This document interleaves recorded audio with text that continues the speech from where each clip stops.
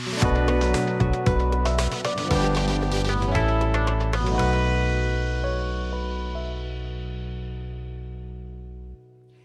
you guys, a lot of you have leftovers from your Christmas dinner, and I'm going to show you how to make a delicious and hearty soup with your leftover prime rib.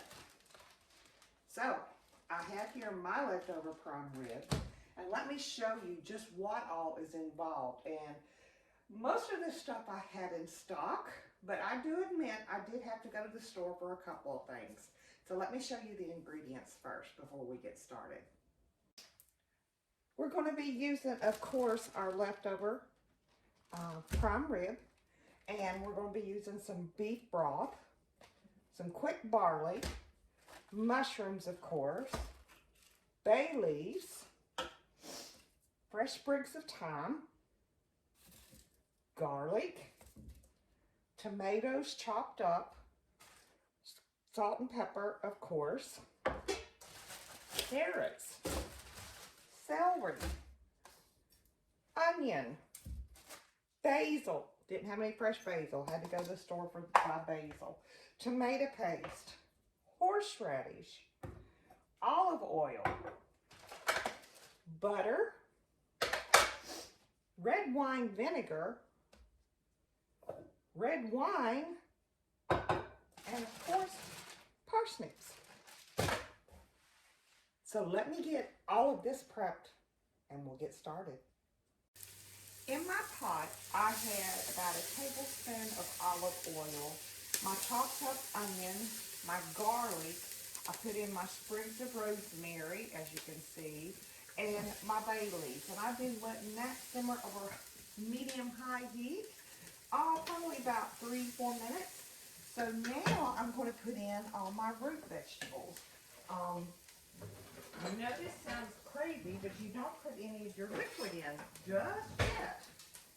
So let's put in our carrots, our parsnips, and one thing I forgot to tell you about that I am putting in here is a leek. Because I had it soaking, I had it cleaning when I went through the ingredients. So I have got that in here as well. All my mushrooms, my leeks. It was so many veggies I had to get out a separate chopping. And my celery and tomatoes are in there as well. And I am just going to let all of this cook. Now the tomatoes will have water in them. Give it a nice little bit of moisture. And y'all, that is one hefty bowl right there. Or pan, I should say. And I'm going to let this kind of soften up and kind of watch over it for the next, probably about 8 minutes or so. It's been about 10 minutes, and as you can see, we've got, some really soft veggies here, and that butter and the heat has brought out a lot of moisture in those veggies. So that's what we're looking for. Now we're going to add in tomato paste, and it calls for about 1/3 of a cup, which is about half of your can, your small can. And you want to give everything a good stir because you want that tomato paste to be on all of those veggies. So we'll give that a good stir. Let that simmer for just a minute or two.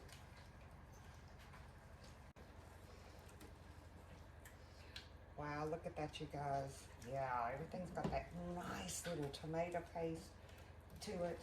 So the next thing we're going to do is we're going to add in about a half teaspoon of horseradish and 1 cup of our red wine. And give all of that a good stir. And again, cooking with wine, always use a wine that you would drink, because that's the flavor profile you're going to get. Let's just simmer for just a few minutes.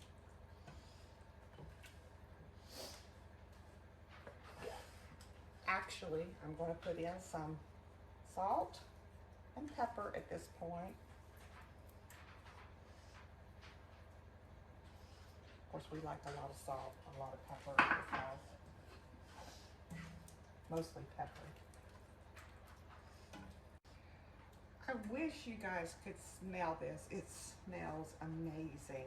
I've let this cook down just a little bit, probably over the last 5 minutes or so, and it's reduced that red wine by almost half. So the next thing I'm going to do is I'm going to go ahead and put my leftover meat in, and I actually have the bone. I'm going to stick that in there because, you know, there's nothing like good old flavor in bone. So now, hopefully I don't drop any, or my dog is going to be extremely happy if I do, but my husband would be very sad. All right, so I just cut up my leftover prime rib into chunks. Yum. Give that a good stir. And the next thing I'm going to do is I'm going to add in some beef broth. And I'm going to do about 6 cups of beef broth.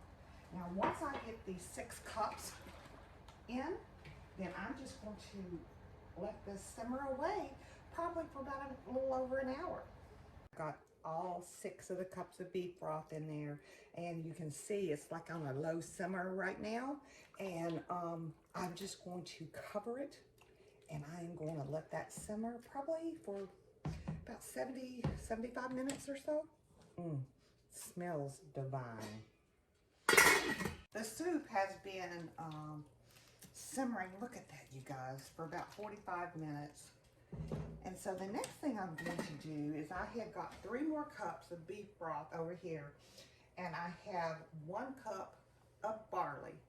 And barley is a really great, heart-healthy grain. Look at that, you guys. And we're going to give that a stir. We're just going to cook it like you would like cook a pan of rice. So I brought my broth to a boil, poured in my barley, and now I'm going to turn it down to a simmer for about 20 minutes. All right, I've let the barley cook in the beef broth on simmer for about 20 minutes. So now we're going to add this into our kettle of soup. The smell is amazing, y'all. Now your barley, as you can see, it's almost cooked. Not fully cooked, but almost cooked. So we're going to add this in, and we're just going to let this simmer probably for about another 20 minutes. And then it's going to be soup time, y'all.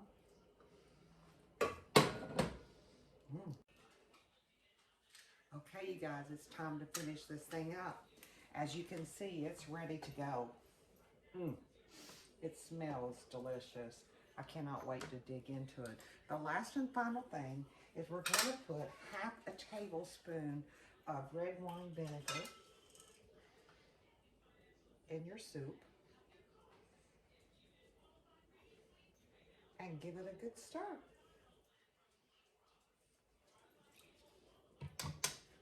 That'll break up some of that sweetness that you're getting from all of the root vegetables and your tomatoes.